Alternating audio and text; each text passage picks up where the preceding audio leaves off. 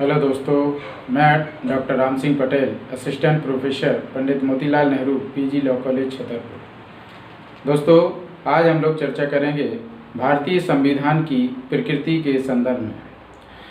दोस्तों, विश्व में दो प्रकार के संविधान पाए जाते हैं। एक संघात्मक लक्षण वाले संविधान और दूसरे एकात्मक लक्षण वाले संविधान। संघात्मक संविधान के लक्षण क्या होते हैं?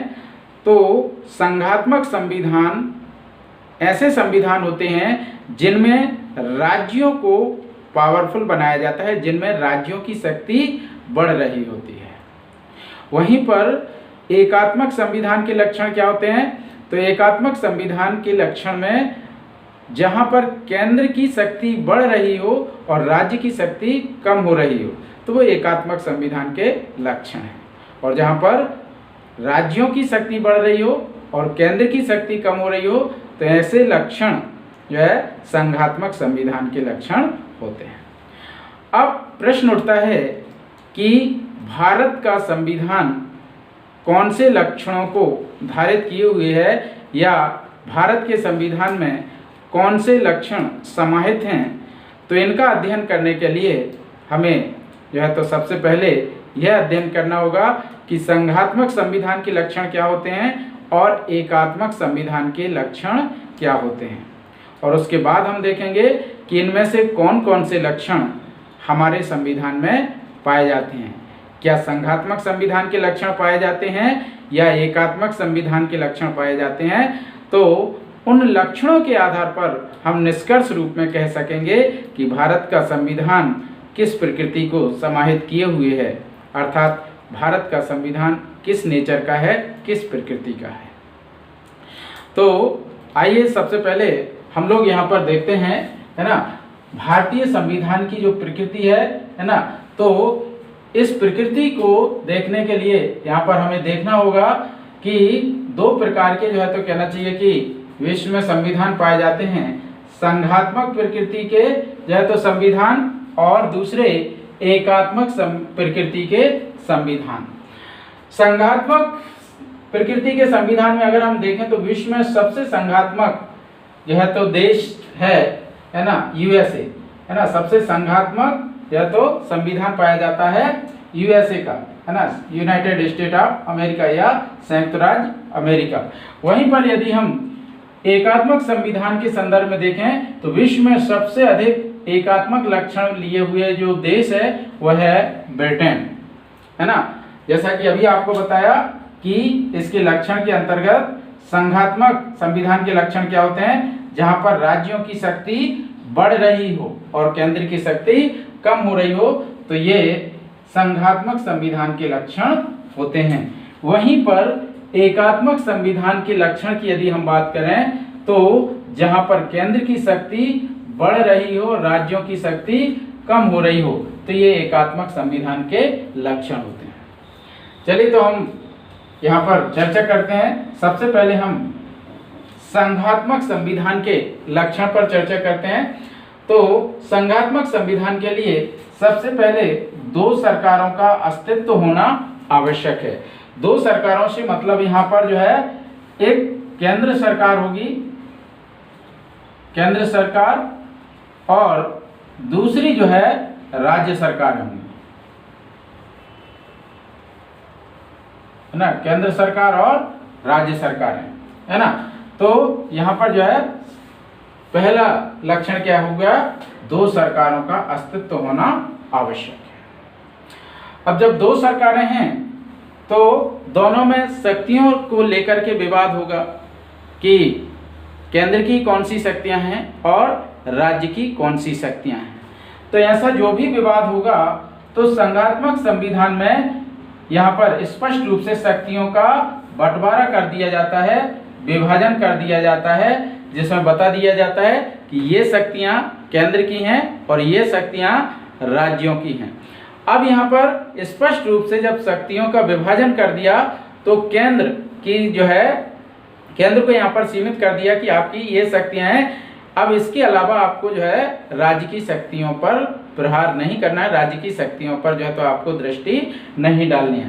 तो यहाँ पर राज्यों को थोड़ी सी मजबूती मिलती है ना, राज्यों की जो है तो जो शक्तियां हैं उनका प्रयोग करने के लिए वो है स्वतंत्र होते हैं। इसके बाद अब शक्तियां जो है केंद्र को और राज्य को विभाजित तो कर दी, लेकिन मान लीजिए केंद्र पावरफुल है और कल को केंद्र कहने लगे कि नहीं, जो राज्य की शक्तियां वो भी हमारी हैं, है ना, तो ऐसा केंद्र के द्वारा जो है तो ना कहा जाए, केंद्र के द्वारा ऐसी स्थितियां निर्मित ना की जाएं। इसके लिए यहाँ पर ये लिखित संविधान का प्रावधान किया गया, इन शक्तियों को एक संविधान में जो है तो लिख दिया जाए, है ना, जिससे कि केंद्र और राज्य दोनों के मध्य स्पष्ट रूप से इस चीज का उल्लेख रहे कि कौन कौन सी शक्तियां जो है तो यहाँ पर संविधान के अंतर्गत जो है तो इसको जो है तो कहना चाहिए कि आपके राज्यों को दी गई है ना। तो यहाँ पर भी राज्य मजबूत स्थिति में जो है तो पहुंच रहे हैं। इसके बाद स्वतंत्र न्यायपालिका, है ना, स्वाभाविक सी बात है, जहाँ पर यदि केंद्र और राज्य के मध्य विवाद उत्पन्न होते हैं और यदि विवादों का निराकरण करने का अधिकार दोनों में से किसी भी पक्षकार के पास हुआ, तो जिस भी पक्षकार के पास यहाँ पर निर्णय करने का अधिकार होगा तो वह अधिक संभावना होगी कि अपने पक्ष में जो है तो निर्णय करने का प्रयास करेगा, पक्षपात करने का प्रयास करेगा। तो यहाँ पर जो है दोनों में से किसी के साथ भेदभाव ना हो, किसी प्रकार का कोई पक्षपात ना हो, इसका निर्धारण करने के लिए यहाँ पर स्वतंत्र न्यायपालिका का प्रावधान किया गया है, क्योंकि बहुत संभावना है कि केंद्र यहाँ पर मजबूत स्थिति में हो सकता है और वह जो है तो विवादों की स्थिति में उनका निराकरण अपने पक्ष में करा ले। इसीलिए यहाँ पर यह प्रावधान कर दिया गया कि एक स्वतंत्र न्यायपालिका होगी जो केंद्र और राज्य दोनों पर समान रूप से जो है तो कंट्रोल रखेगी और स्वतंत्र रूप से ना केंद्र की गुलाम होगी ना ही राज्य की गुलाम होगी, स्वतंत्र रूप से जो सही होगा उस पर जो है तो अपना निर्णय देगी, अपना फैसला देगी। तो स्वतंत्र न्यायपालिका भी यहाँ पर राज्यों को प्रोटेक्ट करती है, राज्यों को संरक्षित करती है। इसके बाद संविधान की सर्वोच्चता, है ना, पता चला कि केंद्र राज्य को धमकाने लगे कि अरे वाह हम बड़े, है ना, हम यहाँ पर बड़े हैं, तो केंद्र के द्वारा राज्य को इस प्रकार की कोई स्थिति में ना डाला जा सके, है ना। इसीलिए संघात्मक देशों में ये होता है ना केंद्र बड़ा ना राज्य बड़ा, कौन बड़ा, संविधान बड़ा।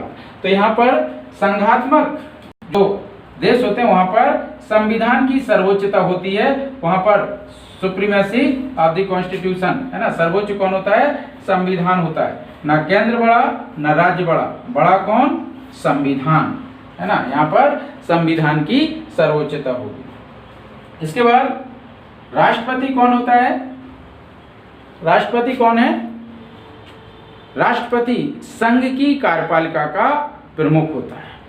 राष्ट्रपति कौन है, संघ की कार्यपालिका का प्रमुख या केंद्र की कार्यपालिका का प्रमुख, और उसको चुनते कौन हैं, तो हम लोग ने देखा था राष्ट्रपति का जो निर्वाचक मंडल होता है उसमें लोकसभा के निर्वाचित सदस्य, राज्यसभा के निर्वाचित सदस्य, राज्यों की विधानसभाओं के निर्वाचित सदस्य, दिल्ली और पांडिचेरी की विधानसभाओं के निर्वाचित सदस्य। तो जहाँ तक लोकसभा और राज्यसभा का सदस्य सवाल है तो वो तो केंद्र की संस्थाएं, कोई दिक्कत नहीं, केंद्रीय विधानमंडल के ही सदन है।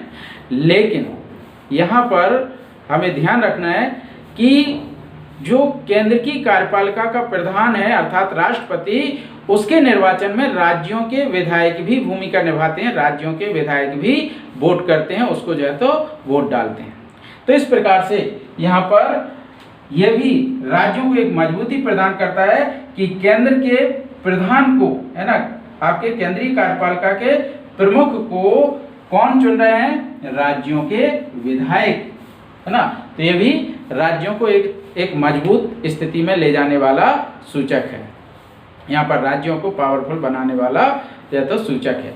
इसके बाद राज्यसभा, राज्यसभा क्या है, राज्यसभा केंद्रीय विधानमंडल का उच्च सदन है। राज्यसभा क्या है?